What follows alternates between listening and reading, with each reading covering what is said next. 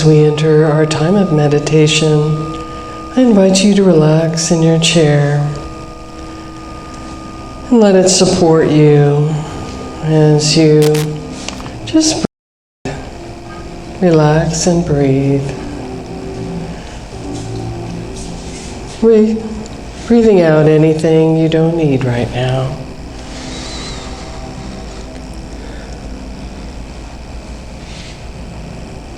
And breathing into this time, this moment, this eternal now of divine presence. As we enter into a loving kindness meditation.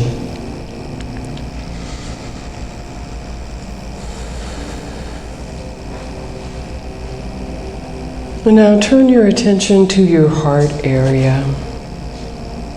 You may wish to put a hand there. And imagine your breath moving in and out through your heart.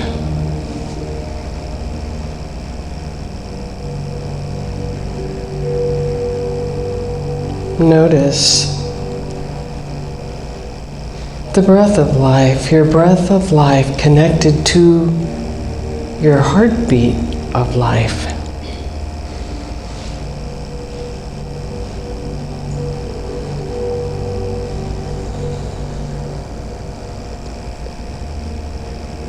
And I invite you to let these next words be the words of your own heart. May I be happy. May I be well. May I be safe. May I be peaceful and at ease.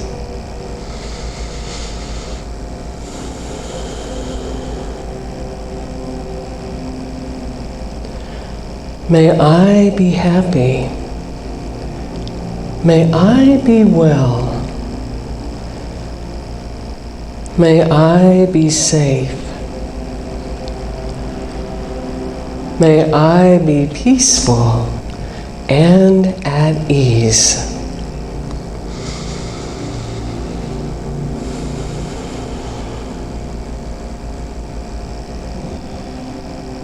Allowing your awareness to just rest in these intentions. May I be happy. May I be well. May I be safe. May I be peaceful and at ease.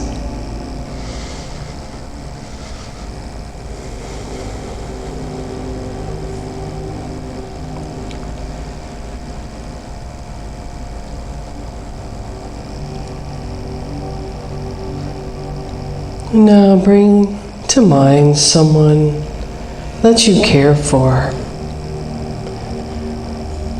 And let these words be your words to them. May you be happy. May you be well. May you be safe. May you be peaceful and at ease.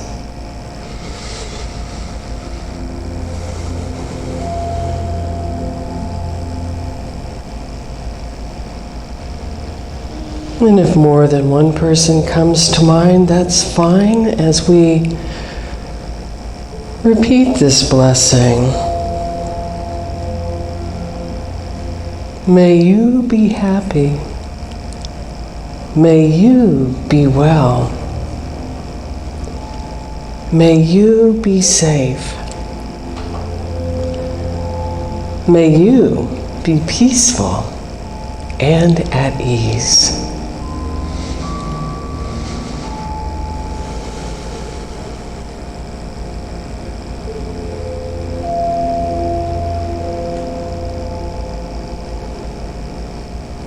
And once more, may you be happy.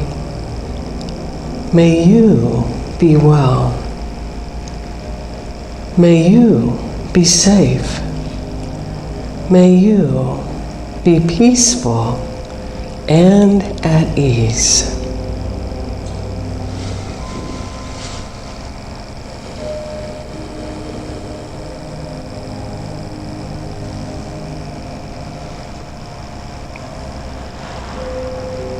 And breathing into this moment and noticing any thoughts or feelings that arise, or any physical sensations. Noticing with gentle awareness.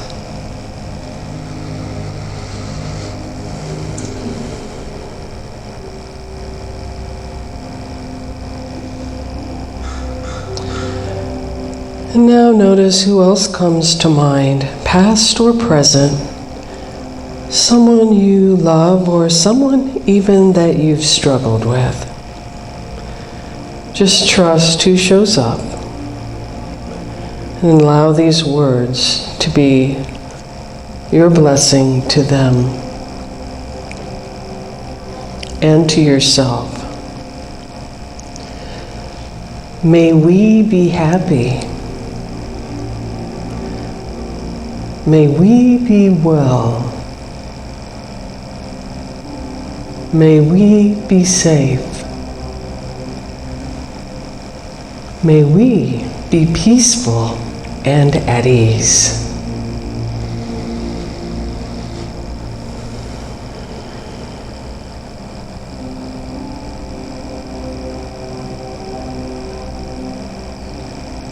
And imagining this person or persons in your mind's eye.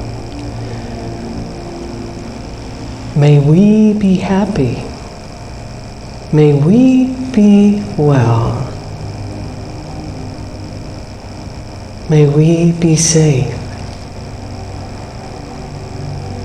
May we be peaceful and at ease.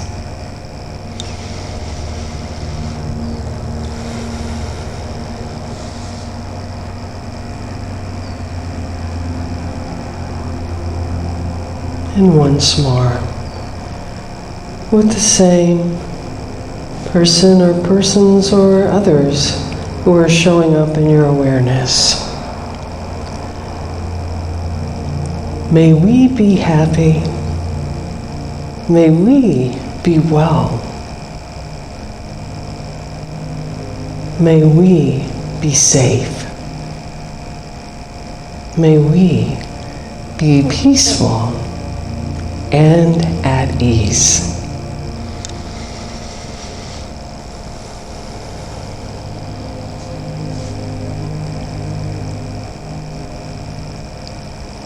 And noticing any thoughts or feelings that arise, or any physical sensations. Just notice what you notice. Knowing you are held in the field of love as we rest in this field for a few moments in the silence.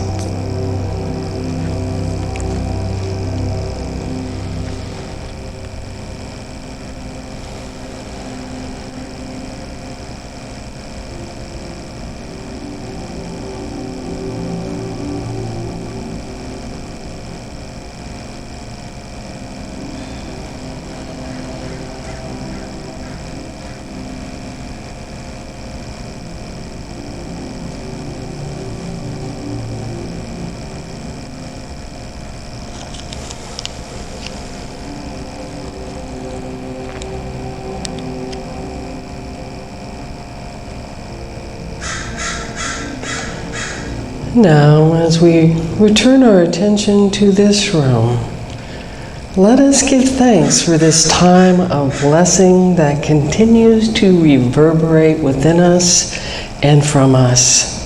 May we be happy. May we be well. May we be safe, peaceful, and at ease. Thank you, thank you, thank you, God. Amen. Yeah, let's give him another hand. Thank you. Beautiful. So what if this were the month of favorite things? I bet for some of you, that's one of your favorite songs that he just sang. Yeah. And how many of you enjoy this fall season? Like, this is one of your favorite things, all that pumpkin and salted caramel and baking things in the weather, and hopefully, pulling out a sweatshirt or a sweater sometime soon. So elementary kids were asked what they thought falling in love was like. And Andy, age 6, said, I think you're supposed to get shot with an arrow or something, but the rest of it isn't supposed to be so painful. Sandra, age 7, it's love if they order one of those desserts that are on fire. They like to order those because it's just like how their hearts are, on fire.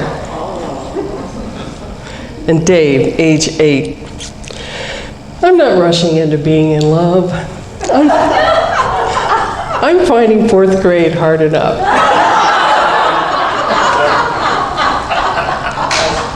Out of the mouth of babes, right? So welcome to October, and our new affirmation this month, our unity affirmation, is on the spiritual power of zeal. I ignite my zeal by focusing on what brings me joy. Let's say that together. I ignite my zeal by focusing on what brings me joy. It feels good, huh? So, how many got to set their joy free last week? Quite a few. Great. That was our topic last week, the healing power of joy and laughter and play and creativity to boost our health and strengthen our faith and build our spiritual resilience. So today we're going to build our spiritual resilience with a mindfulness practice called How to Hold Your Seat When the Going Gets Rough. Has anyone heard of that before? Oh, yeah. Well, can't we all use some help with that? Are there just some days when you feel like you're just flying off and uncentered, and when some of those days are pretty tough? If we get news we don't like, or we see news that is troublesome or concerning in the outer world or even at home, So in those times when we may feel uprooted and blown over by a storm of life, we're remembering today that we have within us, that you have within you, that invisible power that will always bring us back to center, always bring us back to love, always bring us back to stability, to peace, with an incredible ability to adapt to changing circumstances. That's how the human race has survived, right? Adapting to changing circumstances. So it's good to remember that and to pray up before you leave the house. We get in a hurry sometimes and forget, but it's always good to do that. And I love this from Eric Butterworth, and this is something that would be good to pray up before leaving the house. No matter what this day will bring to me, there is that in me that is great enough to meet it, overcome it, and be blessed by it. Ooh, let's say that one together. No matter what this day will bring to me, there is that in me that is great enough to meet it, overcome it, and be blessed by it. That's empowering, isn't it? So we have just summoned our spiritual resilience, and know that the more attention we give it, the stronger it gets, right? So holding your seat when the going gets rough has 4 instructions in this mindfulness practice from Pema Chodron and the Buddhist tradition. And you may notice some similarities between Jesus' teachings, unity, and the Christian tradition as we go through this universal wisdom. So, holding your seat when the going gets rough.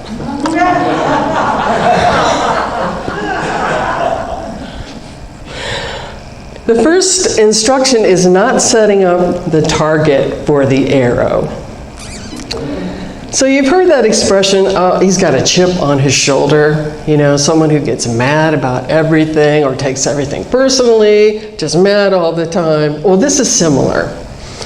So, and you know, we may even do it unconsciously sometimes. Have you ever found yourself yelling at the TV or complaining to a friend like, if he does that or she does that one more time, I'm going to, you know, getting mad in advance, like preloading your anger just in case.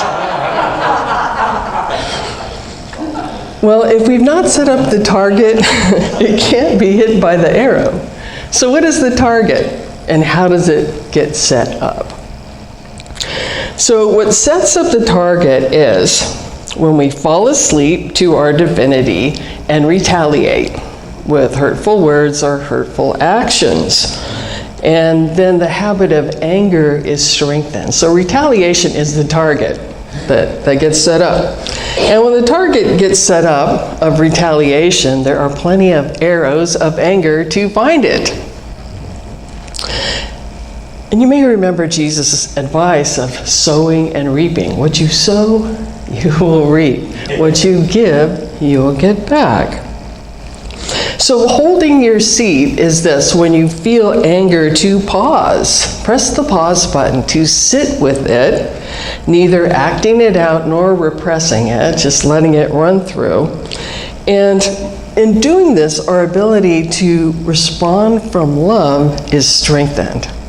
And the teaching says that when we sit with it, the ego is tamed and we get more patience, the quality of patience. So each time we hold our seat, when we want to get revenge, when we want to strike back, each time we pause, that pattern of aggression, it subsides, dissolves a little more. So when we add to that, dissolving that pattern in the consciousness of humanity. Because we know as we do that inner work, we add that influence. You are a spiritual influencer that way when we do the inner work to heal those aggressive patterns. And to keep in mind that a rising tide lifts all boats. So if you've been on the spiritual path for a while, maybe you're sitting there saying, you know, I grew out of retaliation a long time ago. That is so, you know, in my 20s kind of thing. And that's great, you know, not doing actions that cause harm. But if we're still alive, God is always working in us to bring out that divinity even more at different levels, at deeper levels. So we get to work with even our thoughts, you know. Like when something happens that upsets you, how long do you stew? How long do you pout? How long do you judge? How long do we imagine scenes of retaliation? Pretty creative there, huh? So when we hold our seat, we shake up that pattern of aggression that we're part of the collective in. And this also relates to holding our tongue. The Bible has a lot to say about that. There's one. Reckless words pierce like a sword, but the tongue of the wise brings healing. We know that instinctively, right? Here's some more. Proverbs 11:12. Whoever derides their neighbor has no sense, but the one who has understanding holds their tongue. Proverbs 15:1. A gentle answer turns away wrath, but a harsh word stirs up anger. Proverbs 15:4, the soothing tongue is a tree of life, but a perverse tongue crushes the spirit. So we know those words can hurt or words can heal. Holding your seat means doing no harm. And it takes us off of autopilot and that knee-jerk reaction that can happen sometimes. And it helps us to embody what we sing here every week. Let there be peace on earth, and let it begin with me. So not setting up the target for the arrow. The second instruction is connecting with the heart. And in times of anger, believe it or not, we can still connect from the heart and summon the kindness and compassion that is already there in that deep well of our Christ center, where there's an unlimited amount of it. So when someone is acting out, even though we may feel fear, we can catch ourselves if we start to go into judgment, and may even be inspired to help the person if that's possible or appropriate. And to recognize that one who is acting out in a harmful way or aggressively is under the influence or under the spell of that pattern of aggression, and usually in a lot of emotional pain and pretty lonely. You know, what a lonely place to be. This from spiritual teacher Matt Kahn. If you knew how deeply people suffered, their behavior would not surprise you. I think of Jesus on the cross, you know, in his crucifixion and all his pain, praying, "Forgive them, Father, for they know not what they do." So connecting with your heart doesn't mean being a doormat or putting yourself in harm's way. It doesn't mean that. It means going within to that place of shared human experience, remembering that the one who is lashing out doesn't need to be provoked further, and neither do we. So we press the pause button again. And if we can recognize that in that moment, let me back up a little bit. We can recognize in this moment right here together that there are millions of people tuning into God, tuning into love, tuning into a way to be a positive light and healing in the world. Can you feel that? There are millions of people right now sharing our consciousness of love, of healing, of faith, of union. We can tap into that. So with this second practice of connecting with the heart, and when you find yourself in anger, to pause, press the pause button, sit with it, and recognize that millions are feeling that fire of aggression at that moment. Just as you and the one who are acting out are. So part of that shared humanity. Because if we label someone as a monster, we have cast them out of humanity. Us and them. There's a lot of us and them happening or being encouraged right now in the media, I will say. But we know that is not the way of healing. That is not the way of love. That is not the way of the Christ Spirit. So Marshall Rosenberg, teacher of nonviolent communication, says that every action is either an act of love or a cry for love. There's a lot of cries for love right now in our world, isn't there?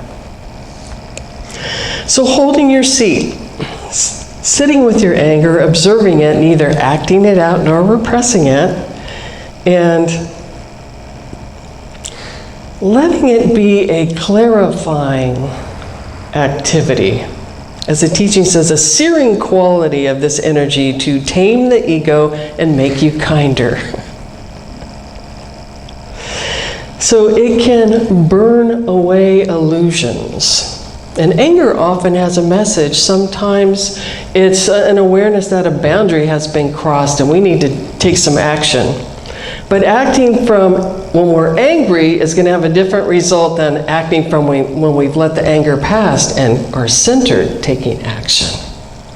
More effective that way, more empowered, centered, taking action. We talk about Unity's 12 principles and our 12 spiritual powers, 12 powers.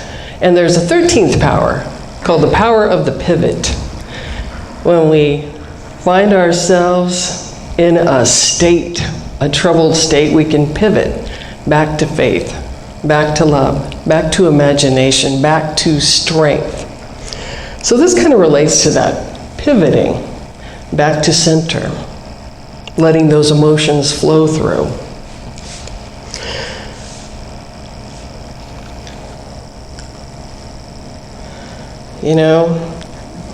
This is,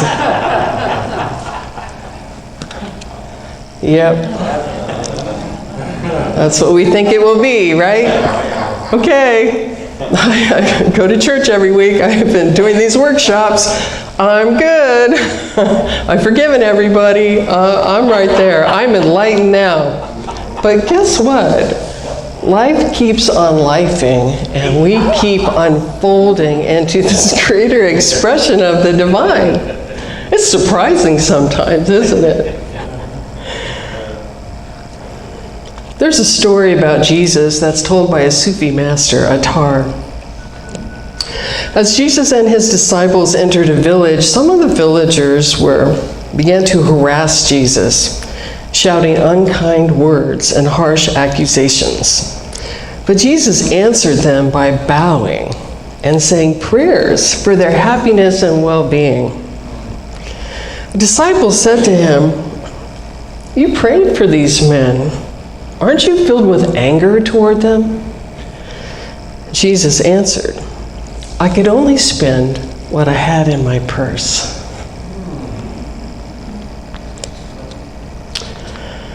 So the third instruction is to holding your seat when the going is rough, is to see difficulties as teachers. Who's had a lot of practice with that? Because that's something we do practice in Unity, right? See, what is the lesson here? Oh, I see a couple of hands waving. Yes, double. So we remember that Jesus was tested in the desert. Would he act from his ego? Would he act from spirit, from his centered, knowing who he is? Would he give in to the pressure that was put on him? Or would he act from his knowing who and whose he was? It is a divine being, just as you all are, as we all are. So we get a lot of practice. Another growth experience. I had a congregant one time that came up to me, hands on her hips, and she said, "I want a blessing that's not in disguise."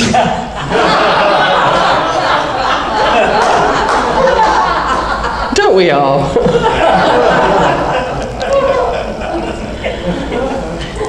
The Hindu tradition has a wonderful kind of neutral affirmation for this.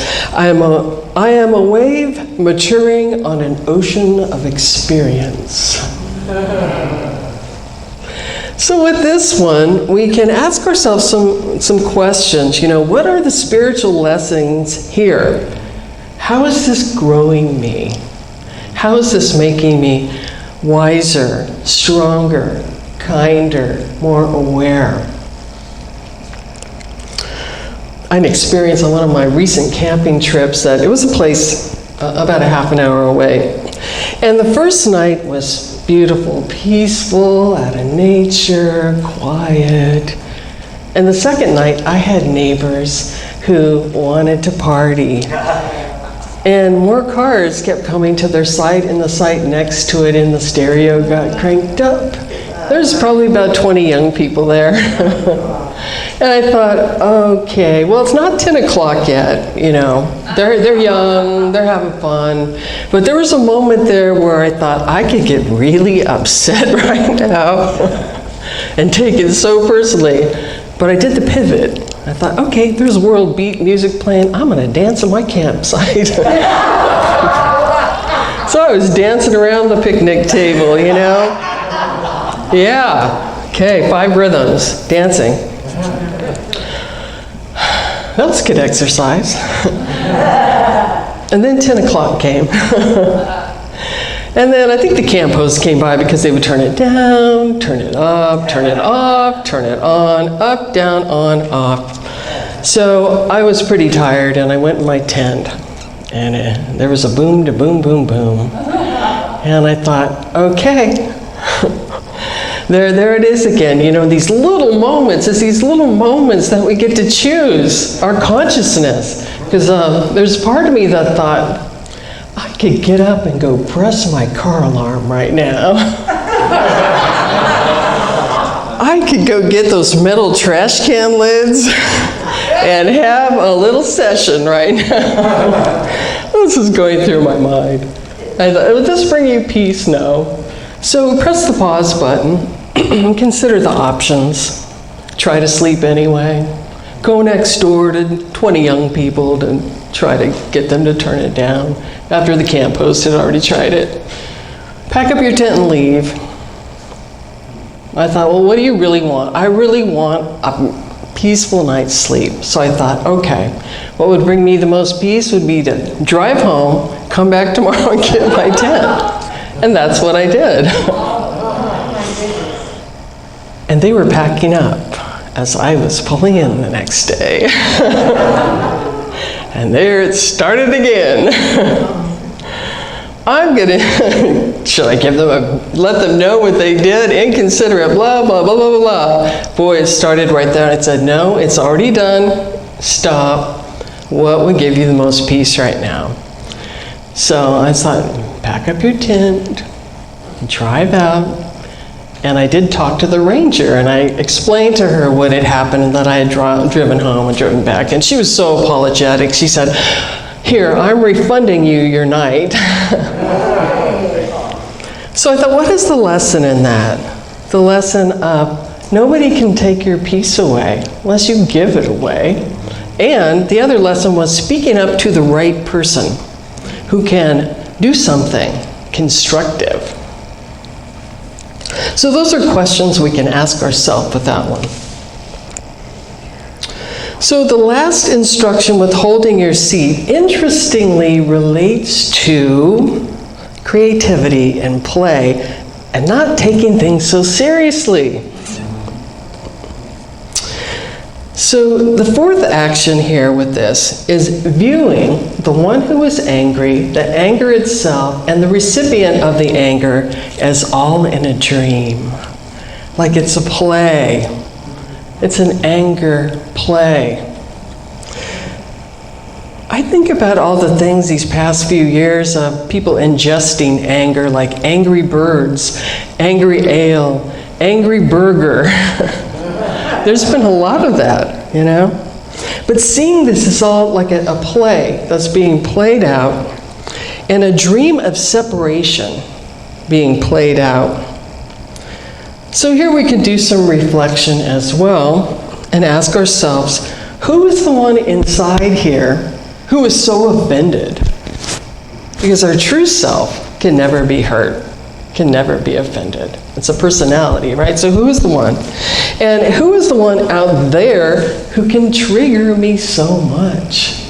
You know, what power do they have? Or what power am I giving them?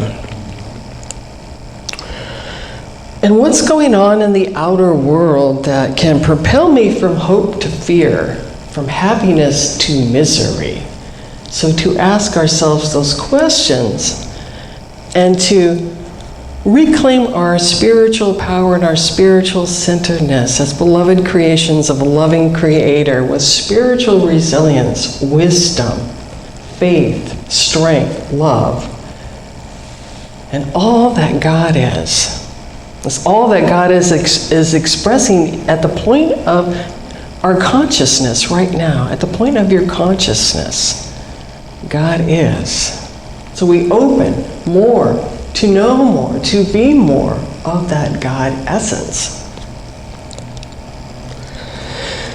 I also want to mention that, emotions are energy in motion. And so when we give them a safe place to go, healthy expression, anger is a human emotion and it needs a place to express in a healthy way. So letting it, giving it somewhere to go. In a journal, I see a lot of people expressing in their cars to themselves. Where it doesn't harm anybody else. You're just releasing energy. And our feelings often have a message for us too. So we can ask, is there a message here? Is there something I need to know? You're trying to tell me something, this emotion. So seeing it all as a dream cuts down on the drama and emotional wear and tear. In the Bible, Adam fell asleep, and all that happened in the garden with Eve, the snake, the apple, the separation of humankind from God, could it all be a dream? Because nowhere in the Bible does it say he woke up.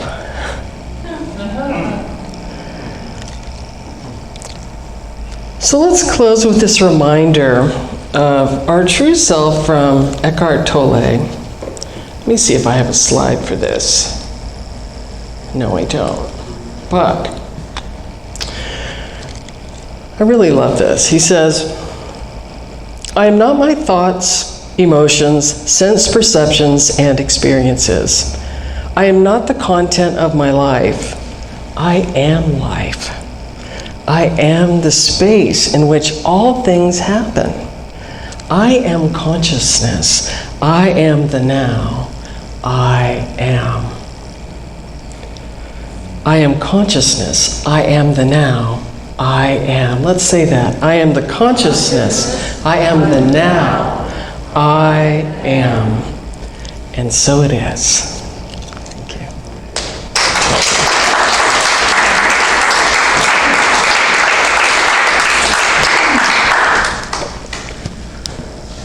Does anybody recognize that? Unity Village. The Unity Village Labyrinth. Yeah.